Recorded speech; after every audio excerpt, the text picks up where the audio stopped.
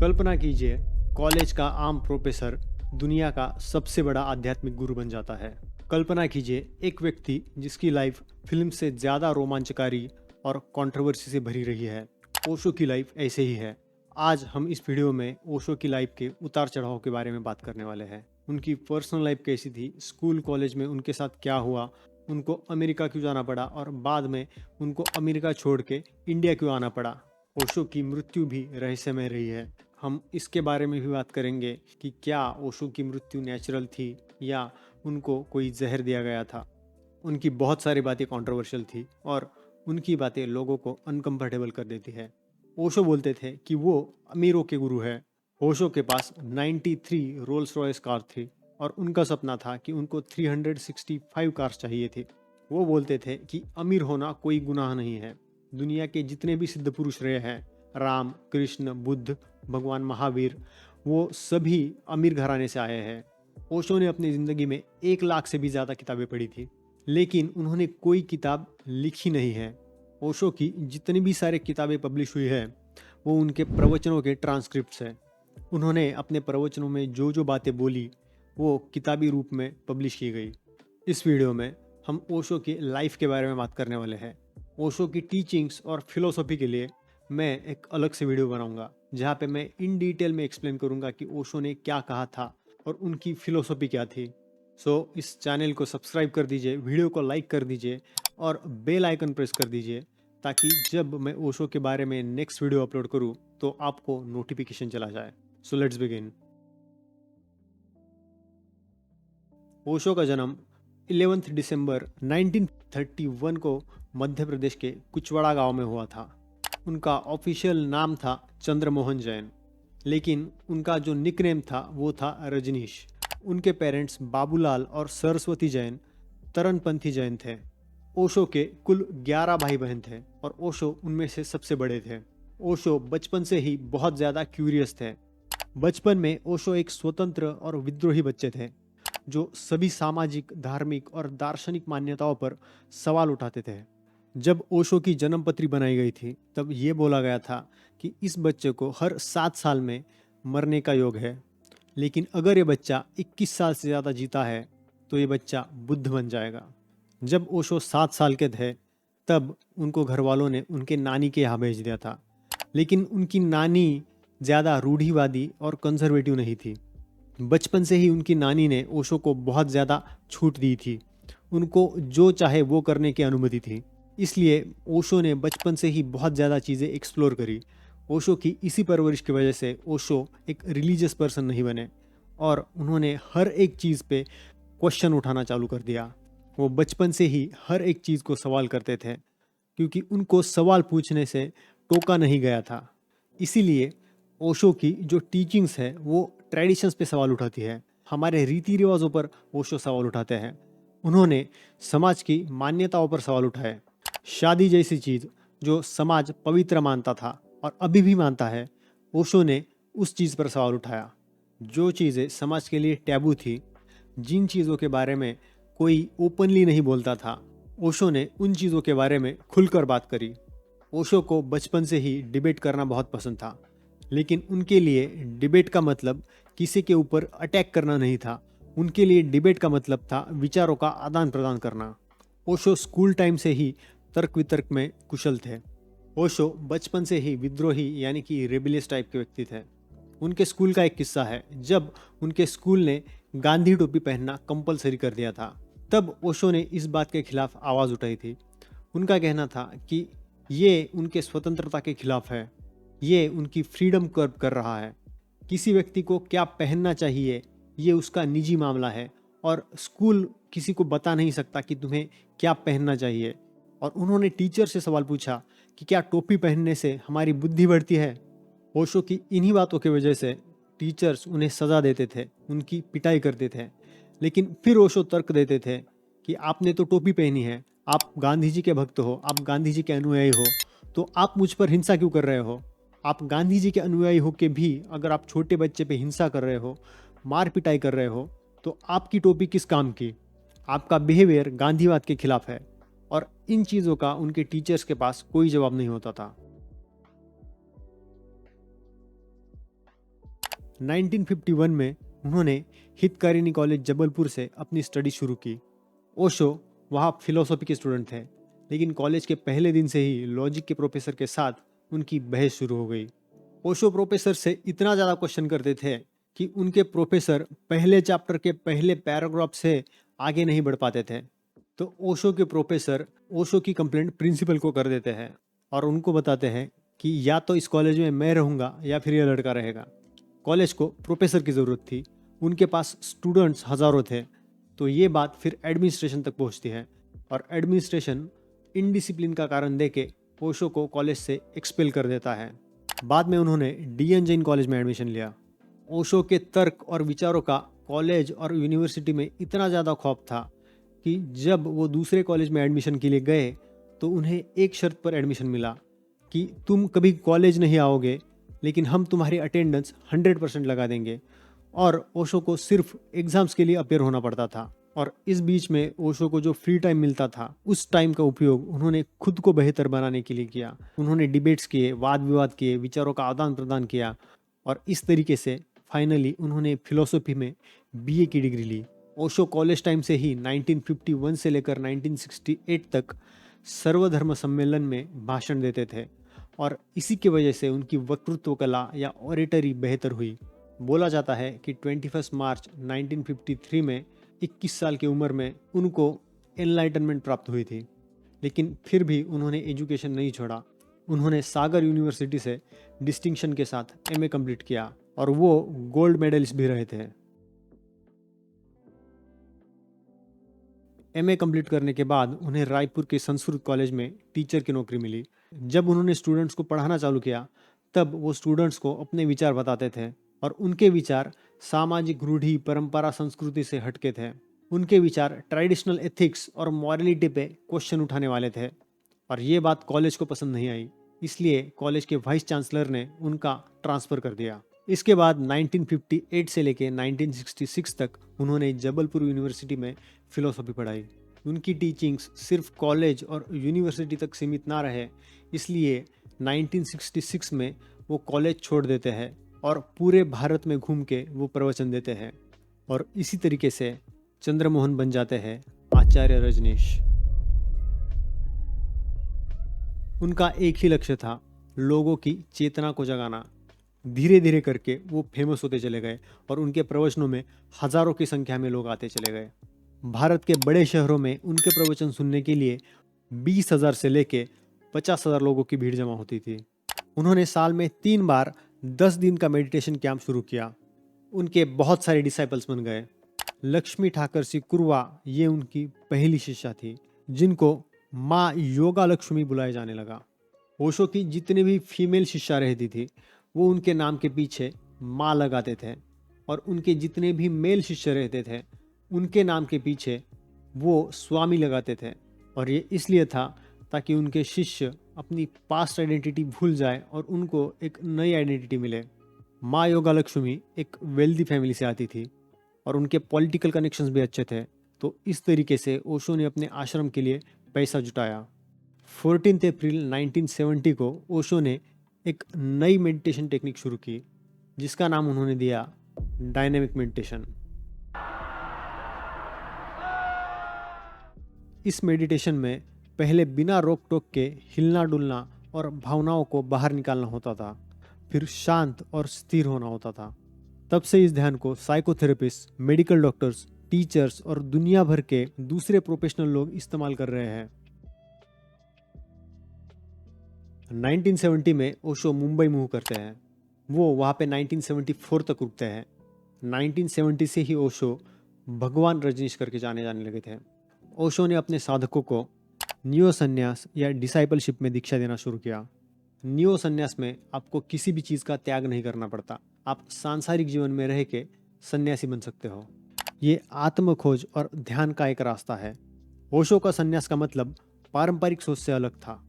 उनके हिसाब से सन्यासी बनने के लिए हमें भौतिक जीवन का त्याग नहीं करना चाहिए, बल्कि हमें अतीत और उन विचारों का त्याग करना चाहिए जो विचार पहली पीढ़ी अपने अगली पीढ़ी पे थोपती है। ओशो धार्मिक रीति रिवाज और कर्मकांड के खिलाफ आवाज उठाते थे। वो जम के रिलीजन को क्रिटिसाइज करते थे। There is no God. God is the greatest lie invented by man. उनका मानना था कि पॉलिटिक्स और रिलीजन ऐसी दो चीज़ें हैं जो लोगों को डिवाइड करती है। ओशो के रिलीजन के बारे में क्या विचार थे, इसके बारे में हम नेक्स्ट वीडियो में डिटेल में डिस्कशन करेंगे। ओशो के बहुत सारे शिष्य फॉरेनर्स थे और वो उनको बहुत सारा दान भी देते थे। उनमें से ही एक शिष्य थी जिसका नाम था क्रिस्टिन वुल्फ स्मिथ। ओशो ने उसको सन्यासी नाम दिया, माँ योग विवेक, और बाद में उनको माँ प्रेम निर्वाणों के नाम से जाना गया। ओशो माँ प्रेम निर्वाणों को अपने पिछले जन्म का दोस्त मानते थे और यही माँ प्रेम निर्वाणों कई समय तक ओशो की गर्लफ्रेंड भी बनी रही। ओशो ने मुंबई में आश्रम तो बना लिया था, लेकिन मुंबई की वेदर कंडीशन जो है वो ह्यूमिड रहती है और फॉरेनर्स को इस ह्यूमिडिटी की आदत नहीं होती, इसलिए ओशो के बहुत सारे शिष्य बीमार पड़ने लगे और ओशो को भी डायबिटीज़ और अस्थमा जैसी बीमारियां हो गई। इसलिए उन्होंने अपना आश्रम मुंबई से शिफ्ट करने का डिसीजन लिया। 1974 में ओशो ने पुणे में एक आश्रम की स्थापना की। यह आश्रम दुनिया भर से आने वाले उन शिष्यों का केंद्र बन गया और 1974 से 1981 तक वो पुणे में ही रहे। इसके बीच ओशो की पॉपुलैरिटी इतनी बढ़ चुकी थी कि उनको साल के 20 से 30 हज़ार लोग मिलने के लिए आते थे और उस आश्रम में भी 2 से 3 हज़ार लोग रहते थे। उन्होंने अपने इस आश्रम को नाम दिया ओशो कम्यून इंटरनेशनल पुणे। वहाँ सुबह 6 बजे से डायनेमिक मेडिटेशन होता था और 8 बजे ओशो अलग अलग विषयों पे प्रवचन देते थे, जैसे कि योग, टाओइज्म, ज़ेन, तंत्र, सूफीज़म। वो गौतम बुद्ध, जीसस, लाओत्ज़ु और बाकी सारे मिस्टिक्स के बारे में भी बात करते थे। इनके प्रवचनों को 600 वॉल्यूम्स और 50 लैंग्वेजेस में ट्रांसलेट किया गया। ओशो के अनुयायी राजनीशी कहलाए जाने लगे। 1979 में ओशो की एक किताब प्रसिद्ध होती है, संभोग से समाधि की ओर, और इसी किताब से कंट्रोवर्सी की शुरुआत होती है। अगर हम वेस्ट से कंपेयर करें तो हमारी सोसाइटी बहुत ज़्यादा कंजर्वेटिव है, लेकिन उस ज़माने में तो लोग और भी ज़्यादा कंजर्वेटिव थे। हमारी सोसाइटी में सेक्स के बारे में खुलकर बात नहीं करी जाती, इसलिए इस किताब से बहुत सारी लोगों की भावनाएं आहत हुई और कई लोगों ने इस किताब को एक पोर्नोग्राफिक किताब माना और इस किताब का बहुत ज़्यादा विरोध हुआ। ओशो अपने पुणे के आश्रम में लोगों को बहुत सारी थेरेपीज देते थे और उन्हीं में से एक थेरेपी थी सेक्स थेरेपी। ओशो रूढ़िवादी विचारों के खिलाफ थे और वो सेक्स को जीवन का एक महत्वपूर्ण हिस्सा मानते थे। ओशो ने समाज में हो रहे यौन दमन और यौन संबंधों के बारे में खुलकर बात की, जिससे भारतीय प्रेस में हंगामा हो गया। उन्हें सेक्स गुरु कहा जाने लगा और उनके बारे में कई सनसनीखेज कहानियां प्रसिद्ध हुई। ओशो की इस बात पे कड़ी आलोचना हुई और कई लोगों ने ये आरोप लगाए कि उनके आश्रम में अनैतिक गतिविधियां होती है और बेलगाम सेक्स की वजह से एड्स और बाकी एसटीडीज फैल रहे हैं। कहा जाता था कि आश्रम में ड्रग्स का इस्तेमाल भी खुल के होता था। आश्रम में ओशो के कुछ डिसाइपल्स ड्रग का इस्तेमाल करने लगे थे, लेकिन ओशो और उनके रिप्रेजेंटेटिव्स ने ड्रग्स के इस्तेमाल को प्रोत्साहित नहीं किया, लेकिन कुछ सदस्यों के ऊपर ड्रग्स लेने के आरोप जरूर लगे थे। ओशो के आश्रम में रहने वाले विदेशी शिष्य अपनी अलग ही दुनिया में रहते थे।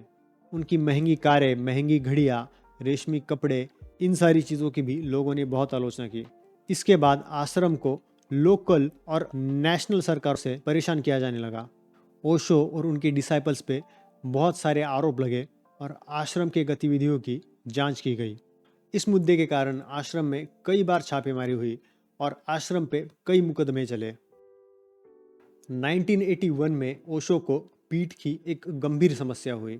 वो 15 साल से रोज़ लेक्चर्स दे रहे थे, रोज़ प्रवचन ले रहे थे। तब उन्होंने ठाना कि वो अब 3 साल के लिए मौन में जाएंगे। इसी दौरान माँ योगा लक्ष्मी की जगह ले ली माँ आनंदशिला ने।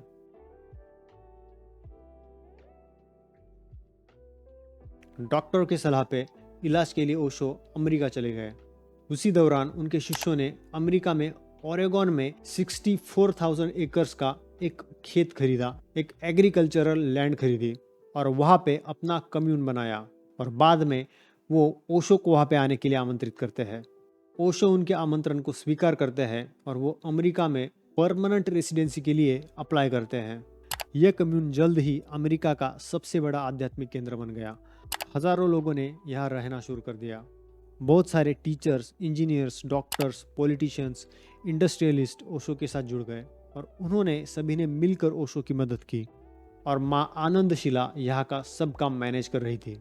ओशो के भक्तों ने अमेरिका में एक पूरा शहर बसा डाला था जिसका नाम उन्होंने रखा रजनीशपुरम। और इस चीज से अमेरिकन गवर्नमेंट कंसर्न थी। इसके पीछे एक बहुत बड़ा रीजन था। जिम जोन्स करके एक अमेरिकी सोशलिस्ट नेता था। वो खुद को भगवान कहता था। उसने पीपल्स टेम्पल नाम के संप्रदाय की स्थापना की थी। ये पीपल्स टेम्पल एक तरह का कल्ट था। ये जिम जोन्स रेसिज्म, कैपिटलिज्म और डिस्क्रिमिनेशन के खिलाफ बातें करता था। इसके बहुत सारे फॉलोअर्स अफ्रीकन अमेरिकन यानी कि ब्लैक लोग थे। जैसे ओशो के भक्तों ने रजनीशपुरम बनाया था, वैसे ही 1970s के दशक में जिम जोन्स ने अपने फॉलोअर्स को साउथ अमेरिका के गुयान में एक स्थान पर बसाया जिसे जोन्स टाउन कहा जाता था। उन्होंने एक आत्मनिर्भर समुदाय बनाने की कोशिश की और उस जोन्स टाउन से बाहर जाने की किसी को भी परमिशन नहीं थी। लेकिन 18 नवंबर 1979 में एक शॉकिंग इंसिडेंस होता है। जिम जोन्स अपने फॉलोअर्स को इकट्ठा करते हैं। उनके सामने जहर रखा हुआ था और वो लोगों को बोलते हैं कि तुम्हारे सामने जो जहर का प्याला है उसे पी जाओ। वो लोगों को सामूहिक आत्महत्या करने के लिए मजबूर करते हैं। तब जिम जोन्स और उसके साथ 900 से भी ज़्यादा लोगों ने साइनाइड पी के सामूहिक आत्महत्या की थी। इसे जोन्स टाउन मैसेकर के नाम से जाना जाता है। तो इसलिए अमेरिका की सरकार इस बात से कंसर्न थी कि ये वाकया फिर से अमेरिका में रिपीट नहीं होना चाहिए। कहा जाता है कि अगर ये जोन्स टाउन्स वाला इंसिडेंस ना हुआ होता तो ओशो की अमेरिका में जो लाइफ थी वो ज़्यादा सुखर रहती और उनको ज़्यादा परेशानियों का सामना नहीं करना पड़ता। ओशो के आश्रम में 160 होटल रूम्स थे, एक शॉपिंग मॉल था, कई मीटिंग और डाइनिंग हॉल्स थे। आश्रम में बड़ी ज़मीन पे खेती और गार्डन्स थे जहाँ ताज़े फल और सब्जियाँ उगाई जाती थी। उनके फॉलोअर्स के लिए स्विमिंग पूल और स्पा जैसी सुविधाएं मौजूद थी। इसके साथ रजनीशपुरम की अपनी एक अलग प्राइवेट सिक्योरिटी फोर्स थी। और ये सभी बातें अमेरिकन सरकार की नज़र में आना शुरू हो गया। इसके बाद एक और इंसिडेंस होता है जहाँ पे आश्रम ने हजारों होमलेस लोगों को रहने के लिए जगह दी और इसका एक मोटिव था कि उन होमलेस लोगों को आने वाले इलेक्शंस में अपने साइड में लाना, पर रजनीशपुरम से एक कैंडिडेट खड़ा करना और उस कैंडिडेट को इन होमलेस लोगों की मदद से जिताना। अमेरिकन सरकार ने इस चीज़ की इन्वेस्टिगेशन चालू कर दी। इसी बीच सितंबर 1983 में 751 लोगों को ओरेगोन शहर में फूड पॉइजनिंग हो जाती है। इस चीज़ की बाद में इन्वेस्टिगेशन होती है और माँ आनंदशिला पे आरोप लगता है कि इन्होंने ये सब कराया है और ये किया गया था इलेक्शंस की वजह से, ताकि फूड पॉइजनिंग की वजह से लोग बीमार पड़ जाए और लोग वोट डालने ना जा पाए। इससे क्या होगा कि आश्रम ने जो कैंडिडेट खड़ा किया है वो कैंडिडेट जीत जाएगा। ये एक बहुत बड़ा बायो टेरर अटैक था और इसका एलिगेशन लगा माँ आनंदशिला पे। बाद में इस चीज़ की इन्वेस्टिगेशन हुई थी और माँ आनंदशिला को इसमें जेल भी जाना पड़ा था। इसी बीच आश्रम में ड्रग्स का इस्तेमाल शुरू हो गया और कई गलत काम हुए। लेकिन ओशो का मानना था कि इस बारे में उनको कोई जानकारी नहीं है, क्योंकि 1981 से लेकर 1984 तक ओशो मौन व्रत में थे और उन्होंने इन सभी चीज़ों का आरोप माँ आनंदशिला पे लगाया, क्योंकि वही सभी चीज़ें मैनेज कर रही थी। ओशो ने बोला कि माँ आनंदशिला ने उनको धोखा दिया है। जैसी परेशानियाँ ओशो को अपने पुणे के आश्रम में हुई थी, उन्हीं परेशानियों का सामना ओशो को अमेरिका में भी करना पड़ा। स्थानिक और राष्ट्रीय नेताओं ने ओशो और उनके फॉलोअर्स के खिलाफ भड़काऊ भाषण दिए और सरकार के कई जांच एजेंसियों ने ओशो को परेशान किया। 1984 में ओशो ने अपना मौन समाप्त किया और वो फिर से प्रवचन देने लगे। 13 सितंबर 1985 को ओशो की निजी सचिव माँ आनंदशिला और समुदाय के कई मैनेजमेंट मेंबर्स अचानक गायब हो गए और उनके द्वारा किए गए इलीगल एक्ट्स का खुलासा हुआ। 14 सितंबर 1985 को ओशो ने एक प्रेस कॉन्फ्रेंस की और शीला और उनके साथियों पर गंभीर आरोप लगाए, जिनमें लोगों को जहर देना, आग लगाना, वायर टैपिंग और चुनाव में धोखाधड़ी शामिल थी। उन पे बायो टेरर अटैक के आरोप लगे। ओशो ने लॉ इन्फोर्समेंट ऑफिसर्स को जांच के लिए आमंत्रित किया। She has been committing crimes ranging from killing people, attempts on people's life, bugging houses, taping phone calls, which cannot be forgiven. And she was planning bigger crimes. अगर आपको ओशो की ये पूरी प्रेस कॉन्फ्रेंस देखनी है तो उसका लिंक मैंने डिस्क्रिप्शन में दिया है। उस वीडियो पे जाके आप ओशो की पूरी प्रेस कॉन्फ्रेंस देख सकते हो।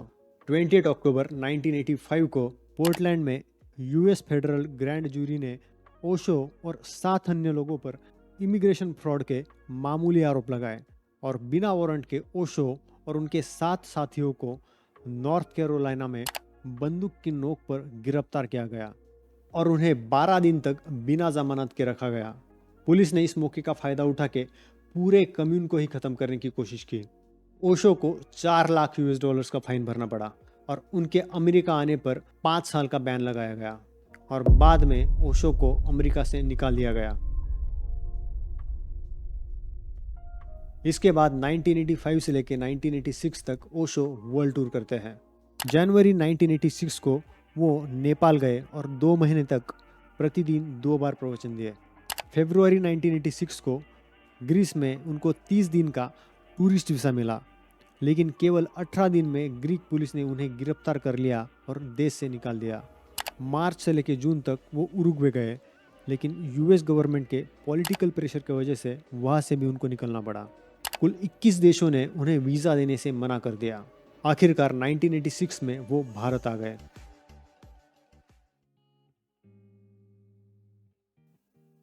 जनवरी 1987 में वो पुणे के आश्रम में लौटे, जिसका नाम रजनीश धाम रखा गया। जुलाई 1988 में 14 साल में पहली बार उन्होंने व्यक्तिगत रूप से मेडिटेशन पद्धतियाँ सिखानी शुरू की। जनवरी 1989 में उन्होंने भगवान नाम का यूज़ करना बंद कर दिया और वो खुद को सिर्फ रजनीश बुलाने लगे। इसी दौरान उन्होंने अपना नाम बदलकर गौतम द बुद्धा रख लिया, क्योंकि वो मानते थे कि वो गौतम बुद्ध का एक अवतार है।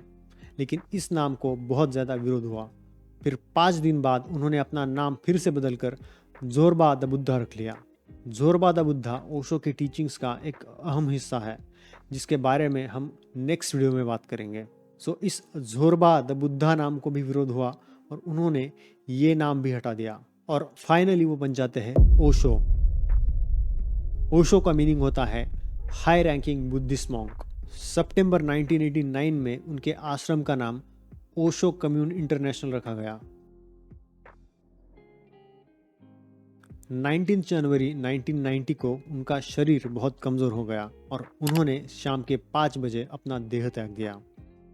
ओशो के मृत्यु के सिर्फ 41 दिन पहले 9 दिसंबर 1989 को उनकी गर्लफ्रेंड माँ प्रेम निर्वाणों का भी 40 साल की उम्र में रहस्यमय तरीके से मृत्यु हो जाता है। इनकी मौत पे भी बहुत सवाल उठे थे। इनके मृत्यु का कारण दिल का दौरा बताया गया, लेकिन कुछ लोगों को इस पे संदेह है और वो इस चीज़ को नहीं मानते कि इनकी मृत्यु दिल का दौरा पड़ने से हुई थी। 19 जनवरी 1990 को ओशो के डॉक्टर गोकुल गोकानी को आश्रम से एक फ़ोन आता है और उनको बताया जाता है कि आश्रम में एक इमरजेंसी है, इसलिए आप इमरजेंसी किट और लेटर हेड लेके तुरंत आश्रम में आ जाइए। उन्होंने क्या हुआ इसके बारे में ज़्यादा जानकारी मांगी, लेकिन उनको कोई जानकारी नहीं दी गई। तो डॉक्टर गोकानी आश्रम पहुंचते हैं और 5 मिनट के बाद उनको बताया जाता है कि ओशो अपना शरीर छोड़ रहे हैं। तो डॉक्टर ओशो को मिलने का आग्रह करते हैं, लेकिन उनको अंदर नहीं जाने दिया जाता। डॉक्टर गोकानी 2 बजे आश्रम में पहुंचे थे। वो 3 घंटे ओशो के रूम के बाहर रहे और फाइनली 5 बजे उनको ओशो के रूम में एंट्री मिलती है और उनको बताया जाता है कि ओशो ने अभी अभी अपना देह छोड़ा है और आपको इनका डेथ सर्टिफिकेट बनाना है। और ये सब इसलिए किया जा रहा था ताकि पोस्टमार्टम ना हो। तब डॉक्टर गोकानी ने ओशो की बॉडी चेक की तो बॉडी गर्म थी। इसका मतलब ओशो की मृत्यु अभी अभी 1 घंटे के अंदर हुई थी। तो उन्होंने पूछा कि कॉज ऑफ डेथ क्या लिखना है, तो उनको बताया गया कि हार्ट रिलेटेड कुछ भी लिख दीजिए ताकि पोस्टमार्टम ना हो। डॉक्टर गोकानी मानते थे कि जिस मिस्टीरियस तरीके से ओशो की मौत हुई इसमें कुछ तो गड़बड़ है और इनकी मौत नेचुरल नहीं थी। ओशो की मृत्यु के बाद जयेश और अमृतो ने एक स्टेटमेंट पढ़ के सुनाई। जयेश और अमृतो ओशो के इनर सर्कल के मेंबर थे। इस स्टेटमेंट के हिसाब से ओशो चाहते थे कि उनका अंतिम संस्कार जल्द से जल्द किया जाए और जो लोग अंतिम दर्शन के लिए आएंगे वो दूर से ही दर्शन करेंगे। कोई भी बॉडी के पास नहीं आएगा और ओशो के इनर सर्कल में कोई भी ओशो की डेथ के बारे में कुछ भी बात नहीं करेगा। स्टेटमेंट के हिसाब से ओशो ने अपने मृत्यु के बारे में बात करने की भी सख्त मनाही की थी। इस दिन ओशो की माँ भी उस आश्रम में मौजूद थी, लेकिन उनको ओशो की कंडीशन के बारे में कुछ भी जानकारी नहीं दी गई। जब ओशो की सेक्रेटरी नीलम ने ओशो की माँ को ये खबर दी कि ओशो अब इस दुनिया में नहीं रहे, तो ओशो की माँ बोली, "दे हैव किल्ड हिम।" उन्होंने ओशो को मार डाला।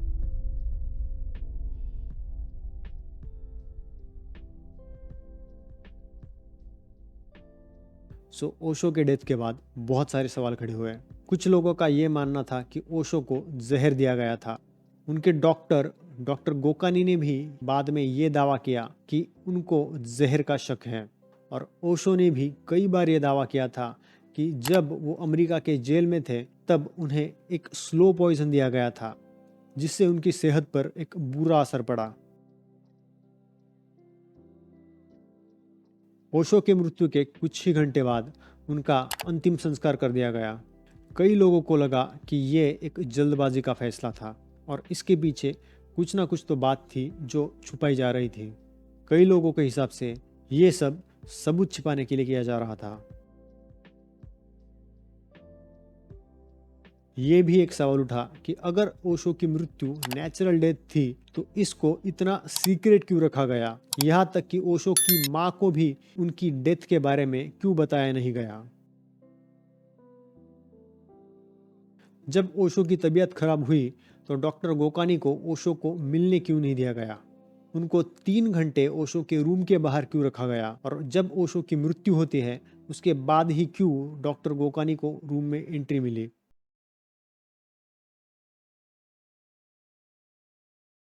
ओशो की मृत्यु के बाद अमृतो ने घोषणा की कि ओशो के अंतिम शब्द जयेश के लिए थे, "I live you my dream." मैं तुम्हें अपना सपना छोड़ता हूँ। जिससे जयेश आंदोलन के नेता बन गए और जयेश ओशो इंटरनेशनल फाउंडेशन के अध्यक्ष भी बने। जयेश और अमृतो पर कुछ लोगों ने आरोप लगाया कि उन्होंने 1989 में ओशो की वसीयत को फर्जी तरीके से तैयार किया, जिसमें जयेश कार्यकारी यानी एग्जीक्यूटर और अमृतो को गवाह बनाया गया। हालांकि बाद में इस वसीयत की फॉरेंसिक जांच हुई और फॉरेंसिक एक्सपर्ट्स ने इस वसीयत को फर्जी करार दिया। ओशो की मृत्यु के बाद शाम को 7 बजे उनके शरीर को गौतम बुद्ध ऑडिटोरियम में लाया गया और फिर शमशान ले जाया गया और जल्दबाजी में उनका अंतिम संस्कार किया गया। उनकी अस्थियां ओशो कम्युन इंटरनेशनल में रखी गई और जैसा ओशो ने कहा था उस तरीके से ओशो की डेथ को सेलिब्रेट किया गया और ओशो की समाधि पे लिखा गया, "never born, never died, only visited this planet Earth between 11th November 1931 to 19th January 1990।